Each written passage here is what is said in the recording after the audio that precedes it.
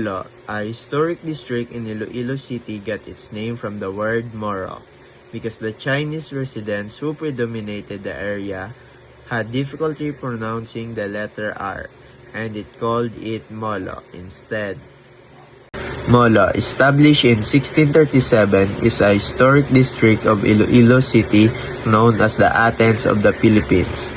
For its intellectual prominence and cultural heritage, originally a Spanish-recognized Chinese enclave, Parian, serving Villa de Arevalo, it became a thriving independent town known for prosperous Chinese mestizo families before being absorbed into Iloilo City in 1937.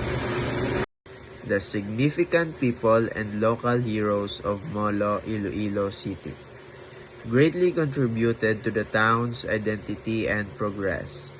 Educators like Rosendo Mica and the Lacsin clan promoted learning, politics, and culture, earning Molo the title Athens of the Philippines.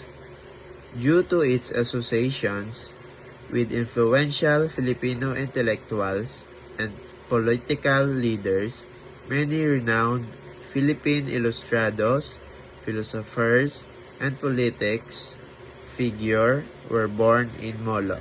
The district has produced numerous chief justice, senators, governors, generals, congressmen, and the cabinet officials throughout history.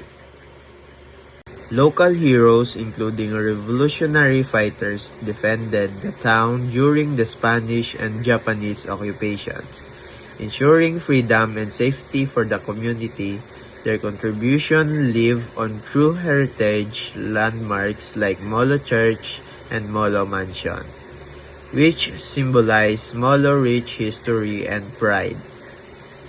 Molo, Iloilo City is a coastal district on Panay Island with 25 barangays covering 5.54 square kilometer and housing about 76,793 people.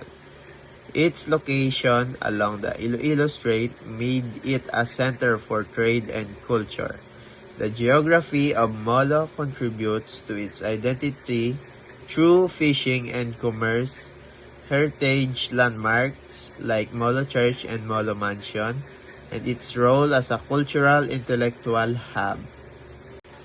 The culture of Molo, Iloilo City is shaped by its Spanish colonial past, Chinese heritage, Catholic traditions, and intellectual legacy. It is known for landmarks like Molo Church and Molo Mansion. Its signature dish is Pancit Molo. Festivals, religious celebrations, and community life continue to preserve and showcase Molo's vibrant cultural identity. Molo is home to Molo Church, a popular centuries-old church located in front of Molo Plaza.